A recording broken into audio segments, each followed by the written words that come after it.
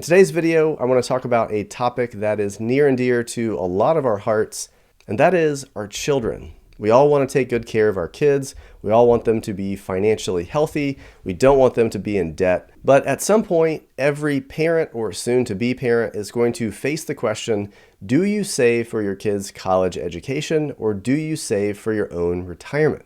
Obviously, the ideal scenario is that you should do both. But what happens if you're left with a choice? How do you balance these two very important priorities? In this video, I'm going to give you 7 reasons why you should save for retirement and not save for your kids' college education. These are just the things that I've thought through and the reasons that we are personally going to focus on retirement and save for college in a little different of a way. It's a little bit unique, and I will share that at the end of the video. This video is for educational purposes only. It should not be considered investment, legal, or tax advice. It is not an offer to buy or sell any security. Past performance does not indicate future results. Investing is risky. If you've ever ridden on an airplane, you know that the instructions they give you is, in case of an emergency, you should first put on the air mask for yourself and then help those around you. And when it comes to saving for college versus saving for retirement, the same principle applies. In case of an emergency, you should save first and foremost for yourself. And secondly, you should then save for your kids' college. And the main reason is that by taking care of yourself, you're going to be able to help them. If you don't take care of yourself, then someday they're going to have to take care of you. So if you put every last dollar you have towards saving for paying for their college, you undersave for your own retirement, someday you don't have enough money to support yourself, and guess who's going to have to fill in the gaps? All that money they saved by not paying for college is going to go right back to you. So do yourself a favor and do them a favor by first and foremost saving for yourself and then saving for them, but only once you have your retirement needs covered. This next reason, not too many people think about, but it's very true, and that is they'll be more responsible. You know, you've seen the person in college that basically they knew for sure that their parents were going to pay for their entire college experience. And what do? Well, they didn't exactly take it very seriously. They spent more of their time partying and drinking rather than studying and making good grades, focusing on their future.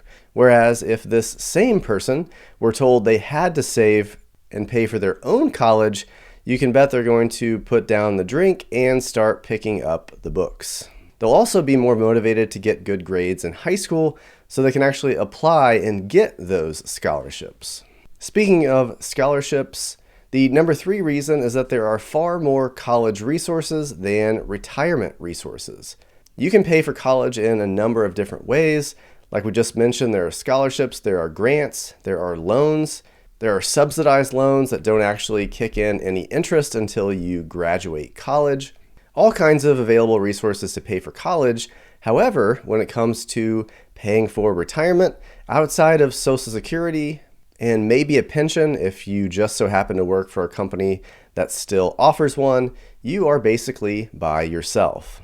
If you undersave for retirement, there are very few safety nets available for you. Reason number 4, there are way more tax benefits saving for retirement than there are saving for college. Now, there are some 529 plans that do offer some state tax benefits.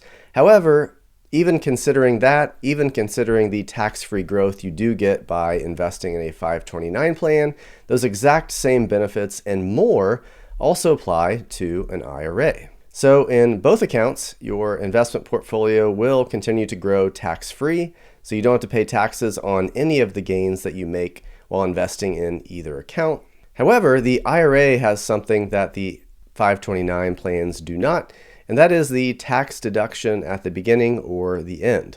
So let's say you were to save $100 in your IRA versus $100 in a 529 plan.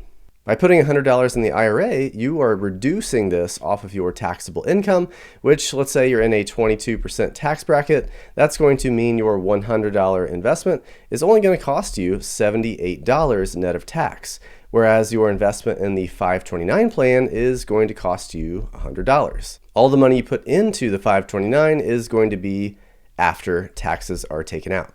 Number 5 is that a longer time horizon for retirement savings is going to lead to higher returns. So my rule of thumb is typically if you need money in 10 years or less, that's when you should start considering bonds and safer alternatives in order to preserve that wealth for when you need it.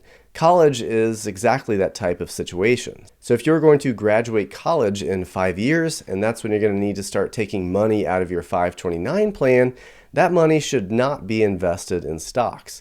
If the market were to crash between now and then, you don't want that money to be less than what it's worth today. So by keeping it in fixed income or cash alternatives, you can maintain the purchasing power of that money without putting it at risk of market volatility.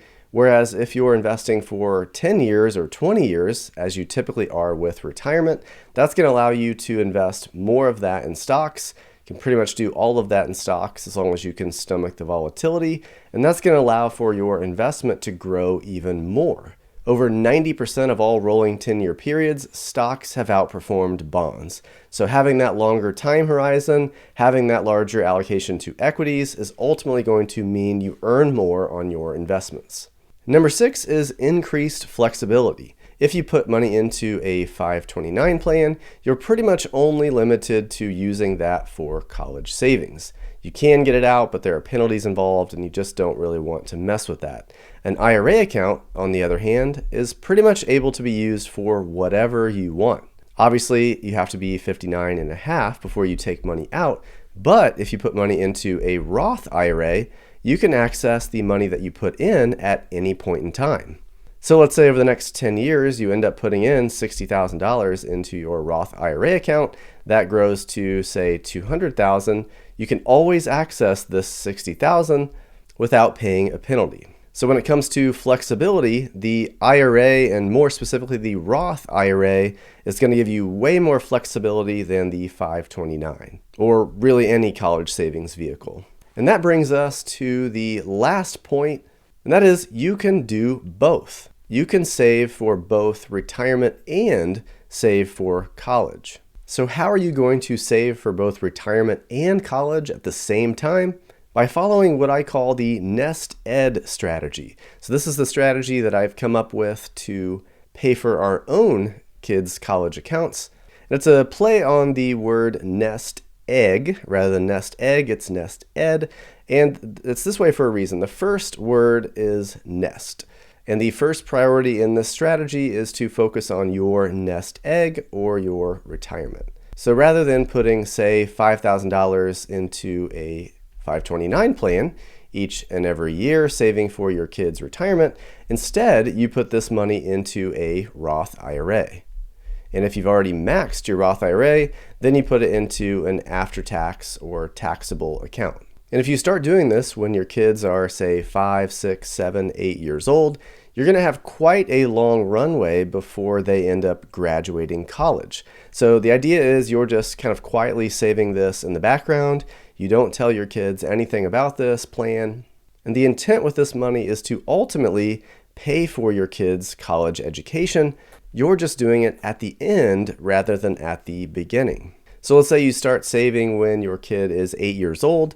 The plan is that at some point in the future, probably age 25, or basically you can pick some time frame. Maybe it's when they make their first payment, or maybe when they buy their first house. That's when you're going to come in and tell them, hey, we've actually been holding on to this account for you, and we're actually now going to pay off all of your student loans for you, or we're going to write you, a $50,000 check, or whatever it is, whatever you decide to do. So why would you do this strategy? Well, this does a couple things. The first, you get all the benefits of motivation that you get whenever you don't pay for a kid's college, right? So they're going to work hard in high school. They're going to earn good grades. They're going to get jobs to help pay for it. They're going to believe that they're going to have to pay the bill themselves, which probably means they're going to get better grades, they're going to work harder, and they're going to learn to take responsibility for themselves. After all, that's probably the number one lesson they could possibly learn from college. So by doing it this way, you're actually teaching them lessons they would have never learned otherwise. The second thing, they're going to appreciate it way more. You all know we've seen kids that they get their college paid for, and this isn't always the case, but they're entitled. They just think that, there's no consequences to any of their actions. Whereas whenever you give them a big check after they've seen just how big those payments are, that's going to mean a lot more to them than it did paying throughout. And the final benefit to this is the extreme flexibility, and that's where the nest part comes in. So even though you were focused here on paying for their education, that was ultimately the goal, the backup plan is you could always fall back and use this as your nest egg. So say something happened, you got laid off, or for some reason your retirement savings got derailed, maybe you had some health bills, something came up, you could always eliminate this kind of plan A and use this Roth IRA or this taxable account to help pay for your retirement. So in my mind, this strategy is the one that maximizes the benefits of both paying for your kids' college and the benefits of them thinking that you're not going to pay for it. Let me know what you think down in the comment section down below. Thanks to everyone who helps me cover my research and other expenses by supporting me on Patreon and YouTube. Anyone who signs up between now and year-end 2023 will get a copy of my e-course, The Financial Freedom Formula. This is a course that I typically sell for $189, but if you sign up for Patreon, you'll get it for free. There's a 7-day trial period if you want to sign up. No obligation, just check it out. This month we'll be doing the Q&A. I'll also reveal my coffee can buys for this coming quarter. And then next month, we'll be taking a look at where the S&P 500 is on a valuation level as we head into the new year. So with interest rates up quite a bit over the last 12 months, are stocks still a good value? They've gone up a lot in November, so we'll be answering that question next month. Thanks for watching, and I will see you in the next video.